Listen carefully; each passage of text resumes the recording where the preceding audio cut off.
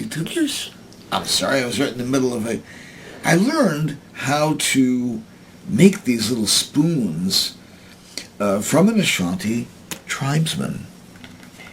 And I also had an experience with a Benin tribesman.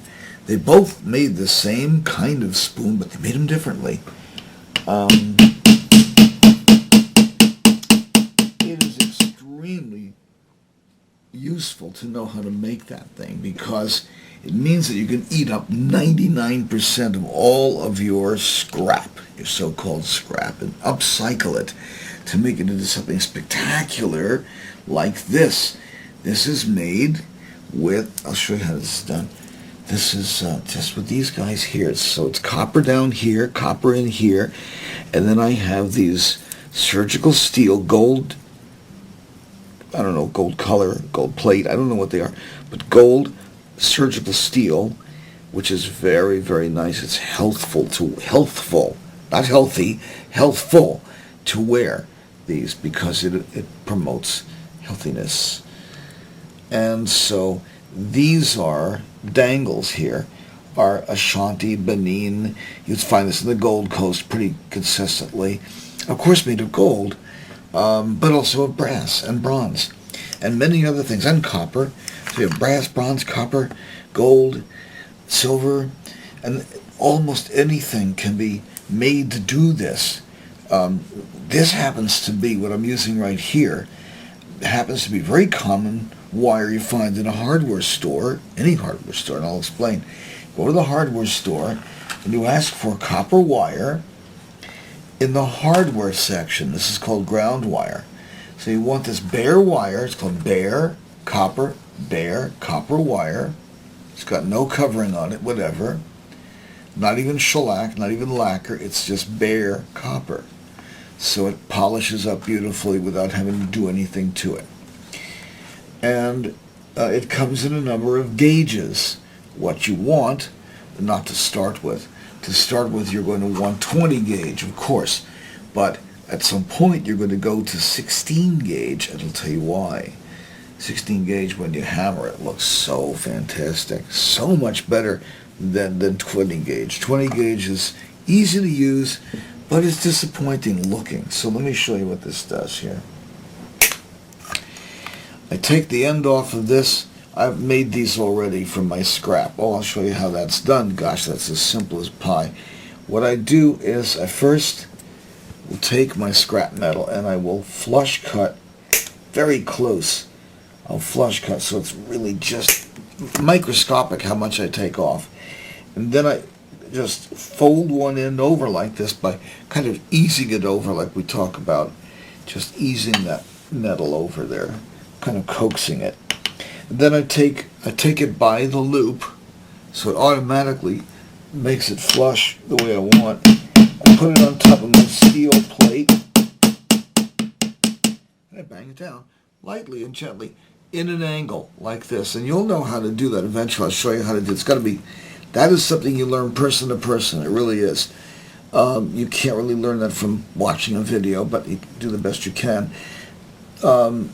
What you will learn is you'll learn the basic, but not the secret. The secret has to be actually passed on face to face, and there's a number of things like that. I just exercised one little secret here. It doesn't look like anything. It's just a loop. But I just exercised a particular secret, which is an ancient secret, 7,000 years at least ago. That secret was in use, and it was passed down from generation to generation. Here's another little secret that is worth knowing, which is how these things click in there properly. And it's just a question of feel, but it is a secret, because if somebody doesn't tell you about it, you don't look for that. And flush cut this close, of course. I'm now going to take, let's see, my Vaselines won't work, because this is very, very, very thick wire. Really thick wire. So I'm going to take one of my, I don't know if I want to use, I'll do it okay. These are my Tibetan beads, and they're really neat. I don't use them too often, When I do, I use them with extreme discretion. They are human bone, and they're inserted in them is turquoise and coral, and they come from they came directly from my friend Rudy, but he got them off my old monastery. Had a lamasery up there in the mountains. Here we go. So I've got all this great scrap, see? I don't worry about it. I just don't. I take another bunch. I don't care where I cut it. Doesn't make any difference. Make sure it is flush cut, though. Now I'm going to take a turn like that. I'm going to mount 3 in this case, and I'm going to click them on, and I'm going to use them in all, of course, orientation. Okay, and that's all covered in my course. And here I take a wind and a half, some would say 2. Depends on how you look at it. I keep my little scrap also just out of good habits, because I am a long time fan of good procedure. 1, 2, 3 nice full wraps. No more than 3 are needed.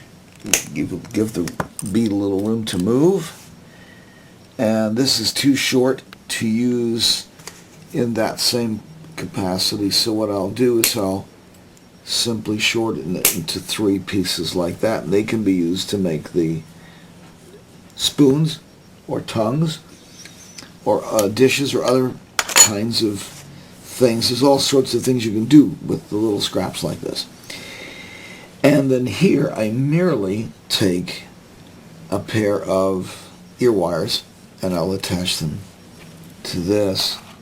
Nothing could be simpler. I'll just take these. They're surgical steel. They're cheap like dirt. And you can tell your customer, look, if you want some other ear wire, I'm happy to put it on there for you. You're going to put this on because most people in the end are going to opt for it because it's surgically correct. It's just a good idea for health reasons, but also because it is cheaper. And by cheaper, I mean like if you wanted something like 14 karat posts and ball and so on, you're going to pay an extra $100 to $125 just for that. It's silly. So here are some very nice wearable Tibetan coral and turquoise with copper and gold colored. God knows what they are. But they are surgical steel, and they are absolutely the smartest approach to putting something in your ear. If you're going to put something through your ear, that's a good idea. Okay. So that's how to make these, and so they're very spectacular too. These different kinds. All the difference is between these is, of course, the fact that these are round African and these are disc Tibetan or rondelle Tibetans. Okay. So, and don't forget, early Tibetan, early to rise. That's how it's done. And check out and see how I do these as well. These are some rather amazing bracelets, which I will be demonstrating from time to time. How to make these things. Rather remarkable. Again, this is something that has to be learned in the flesh. You have to learn this face to face.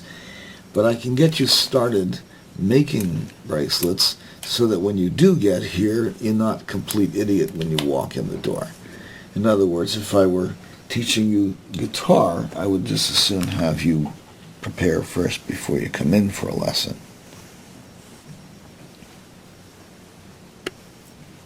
Good.